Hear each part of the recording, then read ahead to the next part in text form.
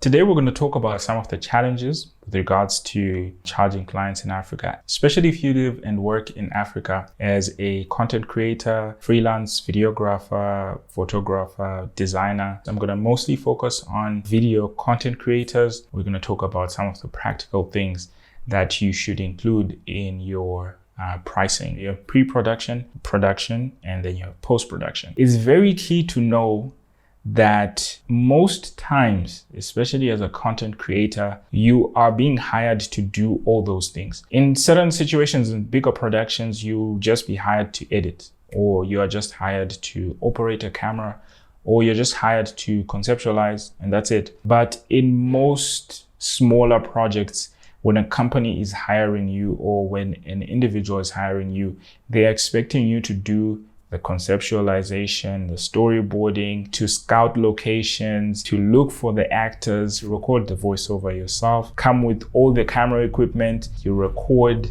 direct the shoot in itself, sort the footage, you edit, you do everything, you color grade, and then you give them a final product. It's easy for you to get industry statistics if you are in America or in the UK. You can easily go online and search. Actually, let me do that right now. Videography day rates. So I'm actually not even gonna specify the country. I'm just gonna search. The first thing that comes up are American rates. Even though my Google has location turned on and all of that, it knows that I'm in Africa. This is the starting point, by the way, 150 American dollars per day. But if I go down, there's pretty much more stuff there. Here you have $250 per hour. Here you have $500 a day. I mean, it's going to be different, of course, with how skilled you are, how much equipment you have, what do you include in your day rates. This kind of helps to have information with regards to the industry so that you see where you fit in, because you'll have minimum rates and then you have maximum rates that are being charged in the industry, and then you can sort of see where you fall in within that range. Yeah, I'm pretty sure if I were to search videography rates, day rates in Namibia, there isn't much here. Okay, we have videographer in Namibia typically earns 14,000 Namibian dollars per month. But again, this is more with regards to someone who has a day job. For freelancers and content creators, people are working project by project. They need to have day rates and hourly rates and all of those things. So you can't really find that information, at least here in Namibia.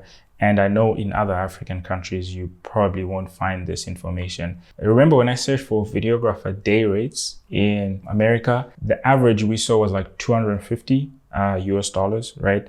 So how much is 250 US dollars? Almost 4,500 NAM dollars, which is the same as 4,500 rands. Now, this cost is just for a videographer to be on set and record, and that's it. It's not for them to conceptualize and come up with all these things and record and then go and edit the thing. No, it's just for them to come, record, and they're done. This is not even expensive. This is like, I would say mid-range in America. If you are watching in America, just correct me if I'm wrong. If I charge 4,500 in Namibia, for me to do the entire project, I would have come up with a concept, I record for 4 hours, and then I edit maybe 15 or 16 hours. Most companies will say that this is expensive. Let me choose my words. Me, I'm a Christian. You might be sitting there thinking, but yeah, I mean, at the end of the day, these are the clients we have. These are the people that are there. First thing is first, I've made a couple of videos before with regards to this, and I always say you attract what you entertain. So if you entertain people who make you do projects for this amount of money, but you're doing 3 or 5 times the amount of work, then you're always going to get people that are like this. It's actually okay if you don't have a lot of people coming to you requesting your services, as long as the few that are coming are people who are willing to pay how much it's worth. There's a statement that I really like: do not expect quality if you do not respect the process that it requires to be achieved. If you're a content creator who has to do pre-production, production, and post-production in your project, you need to charge for all of those things because you are literally doing the work of many people. In a bigger production, you have someone else who's doing pre-production. You have someone doing audio. You have someone doing the camera operating. You have someone directing the shoot. You have people doing grip, carrying equipment and all of that. Post-production as well, different people editing, and then you have someone else doing color grading, someone else doing audio mixing. So all of those things, I know we take them for granted, especially if you're a multi-talented content creator, but that is time, that is skill, and that is invested equipment that you're using. One of the challenges in Africa is we don't have statistics that help us to gauge where we fall with regards to how much I'm charging per hour. It's almost like people charge however they feel. As a videographer, you need to have day rates.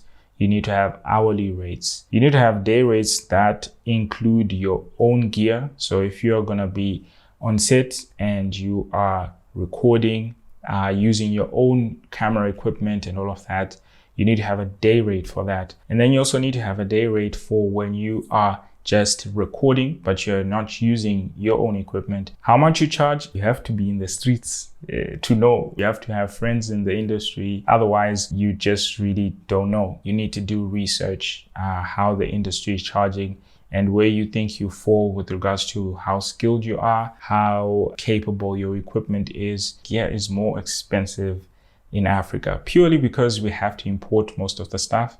I think 90% of my camera equipment, I had to import it. And I think the only stuff that I own that is made locally or made in Africa are batteries, which ideally should mean that we should charge more than our peers who are in America or in the UK. But unfortunately, most African economies don't perform as well as the said countries that I mentioned, America, UK, or other countries in Europe. And with that said, companies in Africa don't have the same budgets for advertising and marketing as those companies that are in those countries. I think there's a bigger conversation, honestly, when it comes to this, but I think I'll just leave it here. I honestly hope this video is helpful. And if you have any questions, please do leave a comment down below and let me know what challenges you face, what you think we can do better as African video content creators or photographers or freelancers or whatever. My name is Z. Thank you for sticking around. And if you would like to see more videos from me, please don't forget to subscribe, hit the notification bell so that you don't miss a thing. Until next time.